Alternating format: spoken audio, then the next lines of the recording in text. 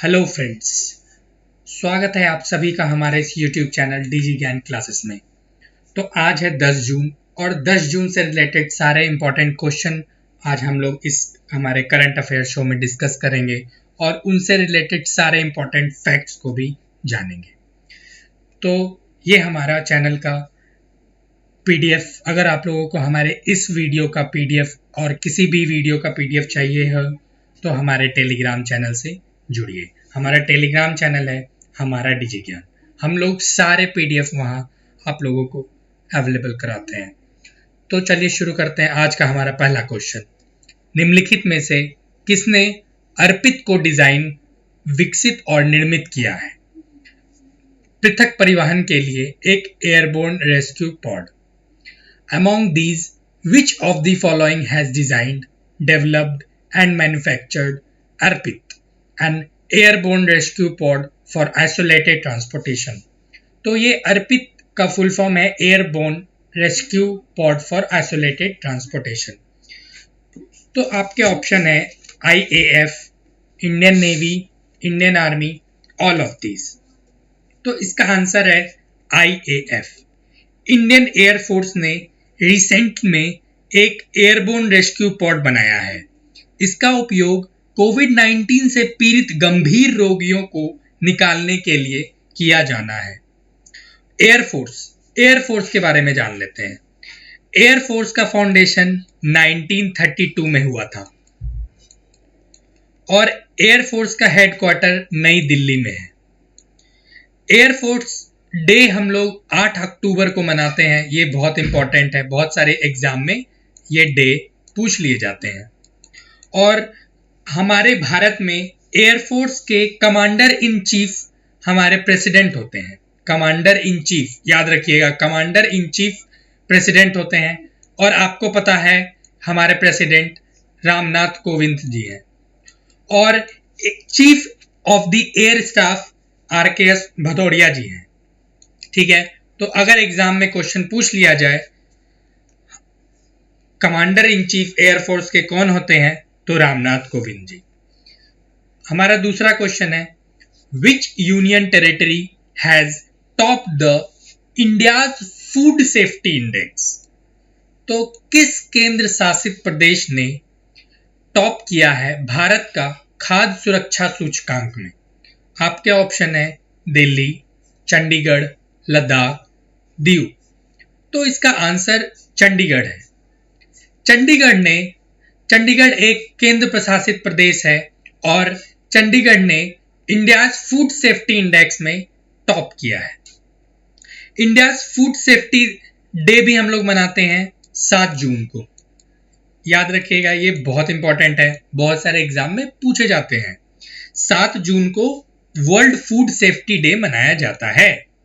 ठीक है, इस बार भी मनाया गया था और इस बार की थीम थी food safety, food safety everyone business. तो ये था हमारा वर्ल्ड फूड सेफ्टी का 2020 का ये थीम। ठीक है, चलिए फिर बढ़ते हैं आज के हमारे नेक्स्ट क्वेश्चन की ओर। India has signed a MOU with which country to develop cooperation in the power sector? Bharat ने बिजली क्षेत्र में सहयोग विकसित करने के लिए किस देश के साथ समझौता ज्ञापन पर हस्ताक्षर किए हैं? तो आपके ऑप्शन है UK, डेनमार्क, इजराइल और ईरान। तो इसका आंसर डेनमार्क है। डेनमार्क ने भारत के साथ एक MOU का मैं आपको फुल फॉर्म बताना चाहता हूं। बहुत सारे स्टूडेंट MOU के बारे में नहीं जानते हैं। तो MOU का फुल फॉर्म है memorandum of understanding.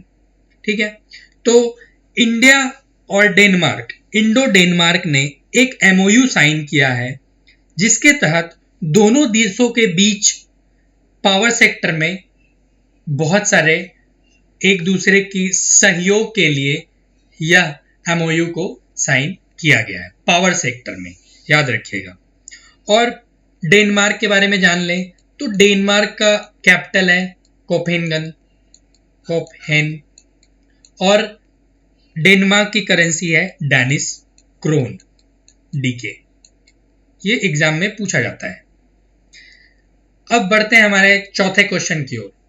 Which institute has developed a 3D printed antimicrobial face shield for protection from कोविड-19?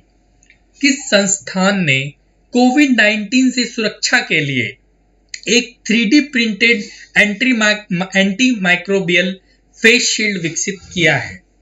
तो आपके ऑप्शन है खड़गपुर, आईआईटी हैदराबाद, आईसीएमआर और एनआईपीआर।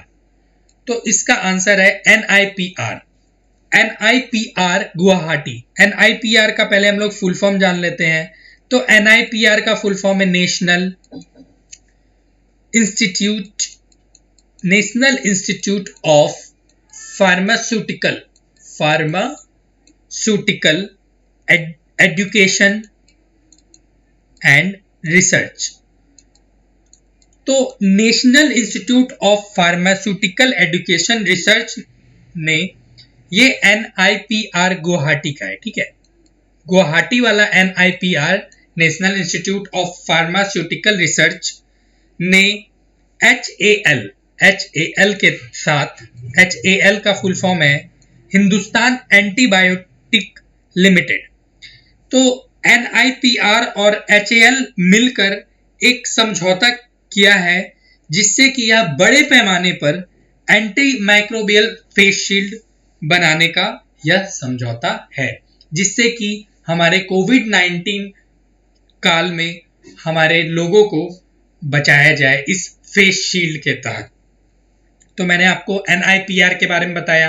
एनआईपीआर का फुल फॉर्म है national institute of pharmaceutical education and research, ठीक है। और एचएएल किसके साथ किए हैं? HAL Hindustan antibiotic limited. चलिए बढ़ते हैं आज के हमारे फिफ्थ क्वेश्चन की ओर। Who has become the first Indian to be awarded with the prestigious Richard Dawkins award 2020? प्रतिष्ठित रिचर्ड डॉकिंस पुरस्कार 2020 से सम्मानित होने वाले पहले भारतीय कौन बने हैं? तो आपके ऑप्शन है जावेद अख्तर, शशि थरूर, अमिताभ घोष, प्रसून जोशी। तो जावेद अख्तर जी हमारे भारत के पहले व्यक्ति बने हैं जिन्हें रिचर्ड डॉकिंस पुरस्कार 2020 से सम्मानित किया गया है। ये जावेद अख्तर जी बहुत अच्छे राइटर हैं और ये एक बहुत अच्छे लिरिक्स भी लिखते हैं। गानों का लिरिक्स होता है, तो ये बहुत अच्छे लिरिक्स राइटर भी हैं। और ये रिचर्ड डॉकिंस पुरस्कार इंटरटेनमेंट के फील्ड में दिया जाता है, ठीक है। हमारा नेक्स्ट क्वेश्चन है, according to World Bank global economic prospects report, global economy will contract by how much %? विश्व बैंक की वैश्विक आर्थिक संभावना रिपोर्ट के अनुसार वैश्विक अर्थव्यवस्था कितने प्रतिशत अनुबंध रहेगी? तो आपके ऑप्शन है 4%, 4.5%, 5% और 5.2%। तो इसका आंसर है 5.2%। विश्व बैंक की वैश्विक आर्थिक संभावना रिपोर्ट के अनुसार विश्व की वैश्विक अर्थव्यवस्था 5.2% अनुबंध करेगी, ठीक है। तो चलिए फिर बढ़ते हैं हमारा आज का 7th question. On 9th June which immortal martyr death anniversary is celebrated? 9 जून को किस अमर शहीद की पुण्यतिथि मनाई जाती है? तो आपके ऑप्शन है भगत सिंह, सुखदेव, बिरसा मुंडा और राजगुरु। तो इसका आंसर है बिरसा मुंडा। बिरसा मुंडा जी की पुण्यतिथि 9 जून को मनाई जाती है। बिरसा मुंडा का जन्म हुआ था 15 नवंबर को, ईस्वी थी 1875। 1875 में 15 नवंबर को इनका जन्म हुआ था और इनकी मृत्यु 9 जून को 1900 में हुई थी। तो 9 जून को इस वजह से हम लोग बिरसा मुंडा जी की पुण्यतिथि मनाते हैं। और बिरसा मुंडा एक बहुत बड़े ट्राइबल फाइटर रह चुके हैं और रिलीजियस लीडर रह चुके हैं और बहुत अच्छे फोक हीरो हैं। तो चलिए फिर बढ़ते हैं आज का हमारा 8th question. According to a report of SBP, state bank of Pakistan, SBP, which country will have the highest inflation rate in fiscal year 2020? SBP की रिपोर्ट के अनुसार, स्टेट बैंक ऑफ पाकिस्तान की रिपोर्ट के अनुसार, किस देश में मुद्रास्फीति की दर सबसे अधिक होगी? मुद्रास्फीति महंगाई की दर, ठीक है। तो आपके ऑप्शन है इंडिया, पाकिस्तान, जापान, चाइना। तो इसका आंसर है पाकिस्तान। पाकिस्तान में 2020 का according to SBP, state bank of Pakistan के तहत एक रिपोर्ट के अनुसार पाकिस्तान की मुद्रास्फीति दर सबसे अधिक होगी पूरे विश्व में। तो फिर आज का हमारा नेक्स्ट क्वेश्चन है 9th number. Recently which state has launched a garbage management platform? हाल ही में किस राज्य ने कचरा प्रबंधन मंच शुरू किया है? तो ऑप्शन है आंध्र प्रदेश, सिक्किम, गोवा और असम। तो आंध्र प्रदेश की सरकार YSR जगन मोहन रेड्डी जी ने 5 जून इन्वायरमेंट डे पर एक online garbage management platform launch किया था। तो ये लॉन्च किसके तहत किया गया था? तो APEMC के द्वारा। APEMC का फुल फॉर्म जान लीजिए। Andhra Pradesh environment management corporation ने online waste exchange platform implement किया, ठीक है। तो ये हमारा आज का आखिरी क्वेश्चन है और हम लोग अभी तक टोटल 9 क्वेश्चन कवर कर चुके हैं इस करंट अफेयर में और उनसे सारे इंपॉर्टेंट फैक्ट्स भी मैं आपको बता चुका हूं।